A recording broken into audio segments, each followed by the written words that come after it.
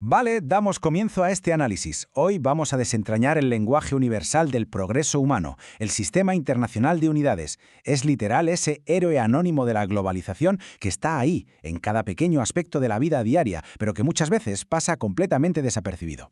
Vamos a sumergirnos de lleno en esto y a descubrir cómo, contra todo pronóstico, la humanidad logró ponerse de acuerdo para medir el mundo entero bajo unas mismas reglas matemáticas.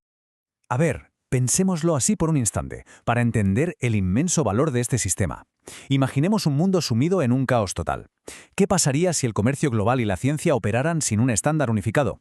Pues que sería un desastre absoluto, sin más. Y de hecho, esta falta de unificación ya ha provocado catástrofes millonarias en el pasado, como aquella vez que la NASA perdió una sonda espacial carísima en Marte simplemente por mezclar el sistema métrico con el imperial en los cálculos. Un despiste que costó millones. Sin un estándar, sería virtualmente imposible hacer cosas tan básicas como construir tecnología internacional, ensamblar coches con piezas de distintos continentes o pactar precios justos para los alimentos. En resumen, la falta de una comunicación matemática precisa frenaría el avance del mundo en seco. Así que el recorrido de hoy es muy sencillo. Punto 1. El problema sin medidas. 2. El lenguaje de la física. 3. El tremendo poder de los prefijos. 4. Unos pasos súper útiles para convertir unidades. Y 5. Las mediciones en el mundo real. Empezamos con el punto 1. El problema sin medidas. El caos del pasado. Porque sí, antes de tener un estándar moderno, las diferencias de medida eran un auténtico dolor de cabeza. Y lo más curioso de todo esto es que no estamos hablando de historia antigua o de la Edad Media. Como vemos en la línea de tiempo, hasta 1974, la falta de medidas unificadas seguía causando muchísimos inconvenientes comerciales a nivel internacional. Fue precisamente esa necesidad urgente de eliminar unos errores tan costosos lo que provocó el gran cambio. En 1975, en Francia, se estableció el sistema métrico decimal, lo cual fue un punto de inflexión brutal.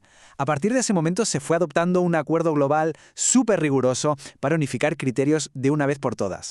Y así nace el famoso Sistema Internacional de Unidades, el SI. Pero ojo que esto no es solo una simple tabla matemática, es un acuerdo diplomático monumental entre muchísimos países. Su objetivo es muy claro: establecer un sistema universal de medida de una forma muchísimo más rigurosa y exacta. Básicamente es la decisión que tomamos como sociedad global de hablar exactamente el mismo idioma matemático, dejando la ambigüedad en el pasado. Pasamos al segundo punto, el lenguaje de la física, unidades fundamentales. Aquí es donde empezamos a ver cómo funciona la gramática de este idioma universal. Resulta alucinante pensar que absolutamente todo en el universo se puede reducir a esto. Según el SI, existen 7 cantidades físicas básicas en la naturaleza. Son como el abecedario del cosmos. Tenemos la longitud, que medimos en metros, la masa en kilogramos y el tiempo en segundos. También está la intensidad de corriente eléctrica, que va en amperios, la temperatura en Kelvin, la cantidad de sustancia en moles y la intensidad luminosa en candelas.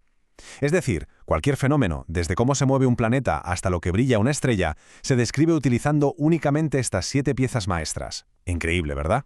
Pero claro, a partir de ahí necesitamos construir conceptos un poco más complejos. Y aquí entran las llamadas unidades derivadas, que surgen de combinar ese abecedario fundamental que acabamos de ver. Por ejemplo, para hablar de velocidad, pues combinamos los metros con los segundos y obtenemos los metros por segundo. ¿Qué hace falta medir fuerza? Pues usamos el Newton. O para el trabajo y la energía tiramos del Joule.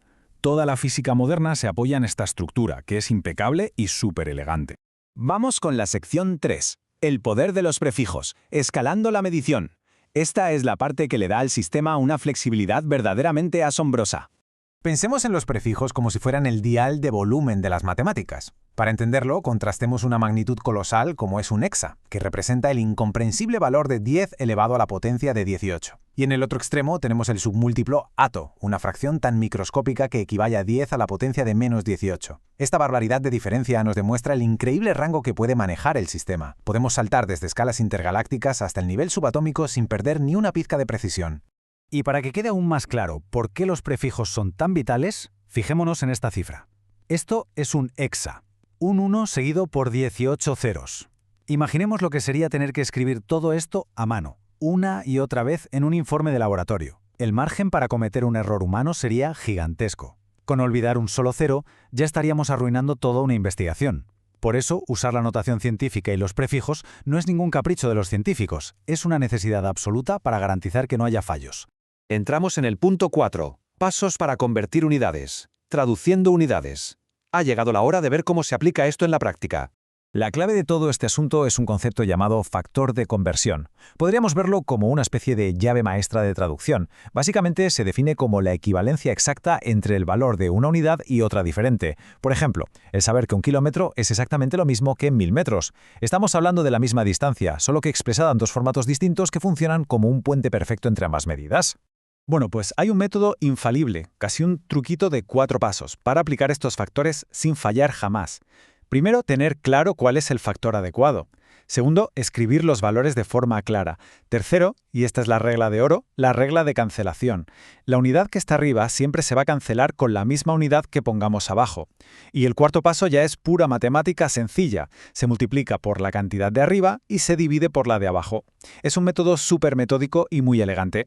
Vamos a aterrizar esta teoría con un ejemplo muy de andar por casa. Supongamos que queremos convertir 500 kilogramos a gramos. Identificamos nuestra llave de traducción. Sabemos que 1 kilogramo equivale a 1000 gramos. Aplicamos la regla de cancelación poniendo el kilogramo abajo para que se anule con los 500 kilogramos que están arriba. Multiplicamos por 1000 y de una forma totalmente transparente llegamos al resultado de 500.000 gramos. ¡Pim, pam! Rápido y sin dejar ningún margen de error. Y así llegamos a la sección 5. Mediciones en el mundo real, impacto en la sociedad. Vamos a salir un poco del mundo puramente matemático para ver el panorama completo. Porque claro, toda esta teoría importa, y mucho, fuera de las aulas. Las mediciones estandarizadas son, literal, los pilares de nuestro comercio y de nuestra vida diaria. Son las que permiten que existan acuerdos comerciales justos y normativas de consumo que nos garantizan que lo que compramos es exactamente lo que dice la etiqueta, ya sea el peso o la información nutricional. Para que esto se cumpla, hay entidades reguladoras trabajando duro. Un ejemplo genial que se menciona en los textos de análisis es el Ministerio de Economía, Industria y Comercio, el MEIC, en Costa Rica, que se encarga justamente de asegurar una competencia informada y leal. Pero es que hay un detalle aún más fascinante. ¿Cómo se cruzan las matemáticas exactas con la protección del medio ambiente?